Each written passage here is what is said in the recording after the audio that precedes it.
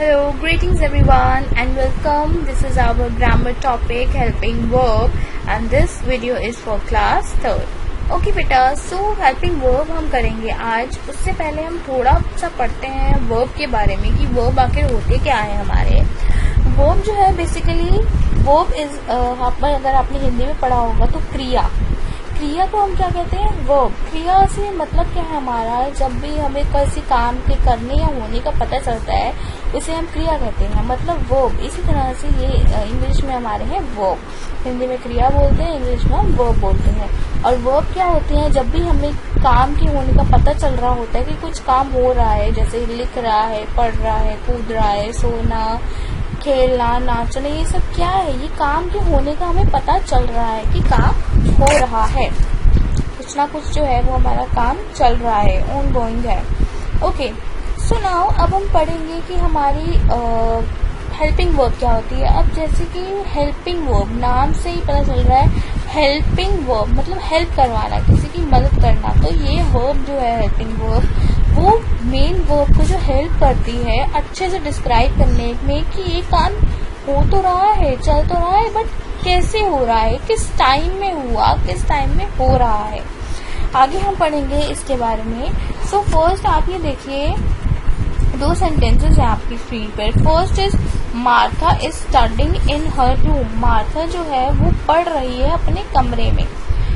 अब जो है स्टडिंग मतलब पढ़ रही है, आपको पता चल रहा है कि कुछ काम हो रहा है, स्टडी हो रही है. तो स्टडिंग जो है वो हमारी मेन वर्ब है, जो है वो मेन वर्ब है. आपको पता चल रहा है कि कुछ काम हो रहा है, मार्था जो है वो पढ़ रही है. Is a helping verb. Is जो है वो है हेल्पिंग वर्ब, मतलब अभी पढ़ रही है, ऑन गोइंग प्रोसेस है ये. तो ये प्रेजेंट टेंस में बोला गया है कि मार्था जो है वो अभी पढ़ रही है रूम में. नेक्स्ट अगर आप देखेंगे तो grandfather was praying in the room. Grandfather जो है वॉज प्रेइंग. अब प्रेइंग जो है हमारा फिर से एक मेन वर्ब है कि प्रेयर हो रही है, कुछ काम हो रहा है, मतलब चल रहा है कि कुछ काम हो रहा है यहाँ पर.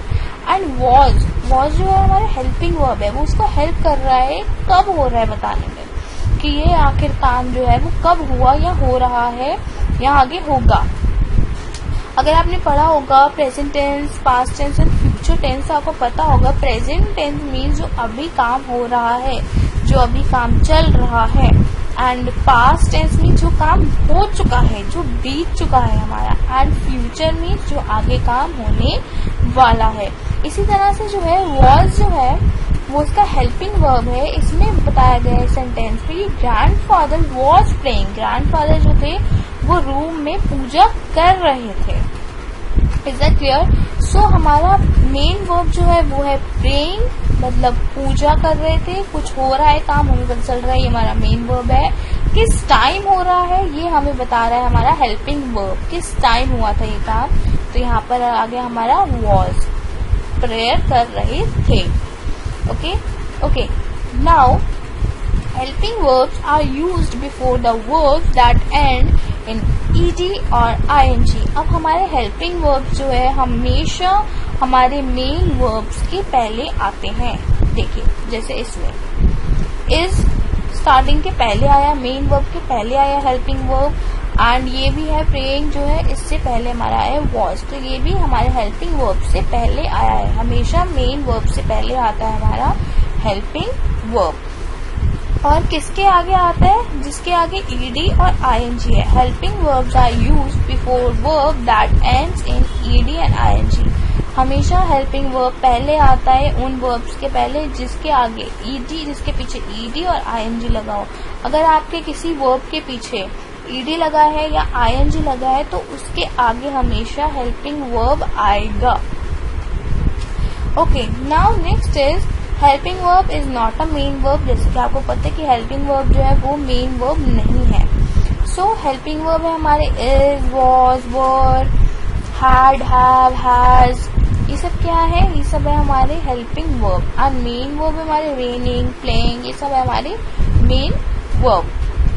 Okay, helping verb not the main verb, action words main verb. Okay, now अब इसमें है कि हेल्पिंग वर्ब्स जो है हमारे मेन वर्ब्स नहीं है. मेन वर्ब्स क्या है हमारे, जो एक्शन हो रहा है, जो काम हो रहा है वो है हमारे main verbs. Helping verb is just a was verb. ये सब है हमारे हेल्पिंग वर्ब। और मेन वर्ब क्या दर्शाता है हमें? मेन वर्ब हमेशा बताता है हमें कि काम एक्शन हो रहा है, कुछ काम हो रहा है। एंड जो हेल्पिंग वर्ब है वो बताते हैं कि काम कब हुआ, कैसे हुआ, कौन से टाइम में हुआ। तो ये हमें क्या बताता है? हेल्पिंग वर्ब से हमें पता चलता है। तो देखिए अब जैसे इज रेनिंग, वॉज प्लेइंग, ये हो गया, दोनों को मिला के क्या हो गया? ये वर्ब फ्रेज बन गया हमारा। वर्ब फ्रेज, जब हमारा helping verb and main verb मिल जाता है तो एक ये बन जाएगा हमारा verb phrase. Is that clear? Is it clear everyone? Okay, now अभी हम पढ़ेंगे एम, इज, और। अब हम पता करेंगे कि इज, एम, आर ये किस किस वर्ड्स के साथ में लगते हैं। एम हमेशा आई के साथ यूज होता है। आई एम हमेशा एम आई के साथ यूज होता है, हमेशा याद रखिएगा आप ये बात। सेकंड जो है इज किसके साथ यूज होता है? इज होता है ही के साथ, शी के साथ एंड इट के साथ। इन तीनों चीजों के साथ हमेशा इज यूज होता है। एंड नेक्स्ट इज हमारा है यू। यू के साथ आर, वी आर, और यू के आर किसके साथ होता है? You are, we are, they are. तो हमारा आर किसके साथ यूज होता है? यू के साथ, वी के साथ और दे के साथ हमारा आर यूज होता है। आर बेसिकली यूज होता है जब एक से ज्यादा चीजें होती हैं तो उसमें हम ये यूज करते हैं। जैसे कि ये है वी आर, हम सब, दे आर, वो सब, और यू, तुम, इसके साथ भी यूज होता है हमारा are. Okay, so that's it for this video. So I hope you understand what is main verb and what is helping verb. आगे की हम वीडियो में पढ़ेंगे किस तरह से जो हम प्रेजेंट पास्ट टेंस में जो है वर्ब को हेल्पिंग वर्ब यूज होते हैं हमारे, किस तरह से हम उसको यूज करते हैं। Thank you and that's it for this video. Thank you so much.